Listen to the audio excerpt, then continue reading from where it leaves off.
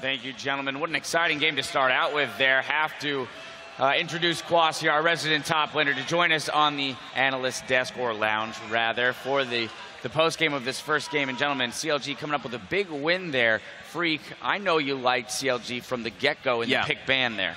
So I think CLG does champion select the way I want teams to do champions. Like, I think they do it properly here. They had set up the entire team comp by their second ban here. So they banned Azir, okay, normal ban. They banned Lulu, which is the only mid laner that Darius has won with on Olaf, and they banned Maokai, the only other top laner Darius is really playing. So they've already said that Darius is going to play Gnar, and Yasuo, of course, a good matchup in a Gnar, so that's already set up. Their first pick, Braum. Knock-up support. Then the next round, they grab Tristana, they grab Gragas, more knock-up. So the entire team comp is already building up before they even see the Gnar, because they already know he's going to play Gnar. Yasuo comes in, team comp comes together, beautifully played. The funny thing about this, though, is that they are no strangers to running Gragas and Tristana anyway, and then they threw in the Yasuo. So even if it gets banned out, those are still champions that they can end up picking and executing on their composition effectively. Now, Kwasi, I got to come to you, because as the resident top laner, the Gnar-Yasuo matchup is one that we had heard a bunch about, seen in other regions, saw briefly here in North America, and then it disappeared. Well, it's back again, game one, here in the finals in North America. What do you make of that matchup, and is TSM going to have an answer to it? Yeah, so the matchup's really good because when Gnar's a mini Gnar, the Yasuo can always get really good trades into him. So I think it's also because Triforce has seen a lot more play lately over the IH build after the Shib. So I think that's a lot better for top lane. It kind of fits more of a split pushing style.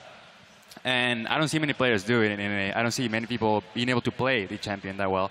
And I think Zion did a really good job that game, showing really good mechanics in champion and making the pick really worthwhile. Did you have the opportunity to scrim against Zion and his Yasuo? Yes, I did not have a good time. I was trying to build armor like Darius did, and he still was able to just run me down and kill me a lot. So. Yeah, it was interesting. We were kind of throwing around after we saw the Randuin's pick up. Even with just a Shiv and a Phage, he was still beating the Gnar. You would have thought with that completed item on the Randuin's, he might be able to handle it. Well, keep in mind, there's a lot of magic damage on the profile. Emax is actually very typical for Yasuo. Shiv does magic damage as well. You don't have any actual attack damage yet. You actually do almost more from your Shiv than your basic attacks in the first place. So there's actually a fairly high profile. And then if you land the ult, of course, the armor shed comes in. So yeah, it's weirdly mixed damage early game, and health is the most important stat. Now, it wasn't all the top laners, as we see TSM on your screen here, probably game planning, seeing how they're going to come back in game two. But it wasn't all the top laners. I do want to move on to Irene. I know we're looking at the supports a little bit in this matchup. Yeah, both supports were extremely active during the early game. That first blood that went over to Zion Spartan was because the flank from Zion and from the flank from Afromu and Smithy. Afromu was running Lustboy around the map. They were trying to shut him down. And something that Lustboy's been doing recently, he hasn't been roaming as much. What he's been doing is he'll go mid, then he'll go back to where Wild Turtle is, and he'll hold Wild Turtle's hand during the laning phase. And that's actually seen a lot of improvement for Wild Turtle, because he gets out of the lane unscathed, he makes it to the mid game and the late game, and that was part of TSM's formula. CLG picked up on that, and Afromu just out-roamed Lustboy, and Xmithy was by his side. Xmithy had a great game. His barrels were on point. His ultimates for the first half of the game were just game-changing ultimates, and the fact that he was alongside those roaming squads really made a good early game for CLG, and that's what they need to succeed.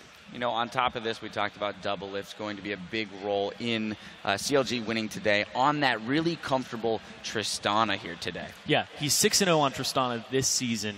I feel like you need to take that champion away from him. It's self-sufficient. It gets them turrets very early on, and they knock them down. When they hit their little kind of roughs patch, he picked up Tristana, and that's when they started to hit their stride and come into playoffs in this shape. And this is where I want to come back to you, Kwasi. As a person who's been in the best-of-5 scenario, how does a team react to what you've seen in the pick ban of Game 1? Because these were teams that scrimmed each other a lot, had a lot of information about each other, and then went dark for a week. Right, so now they're getting new information. What do you do in that huddle with only so much time to figure out what your game plan is going to be for Game 2? Right, so usually, like you said, you study for what they see from teams, and you go into the best of 5 with set bans, and then according to how the games go, you drop certain bans. So I think they might definitely need to ban the Tristana or the Yasuo maybe. So I think they'll just have to see what they're banning and then see what would affect them less if the enemy team got. And you definitely have to be able to adapt to be able to win the games. Yeah. Well, they have a little bit more time to adapt while TSM and CLG prepare for Game 2. We're excited to share a sneak peek at the latest from the team behind the 2014 documentary series Road to Worlds. Here now is a look at Legends Rising.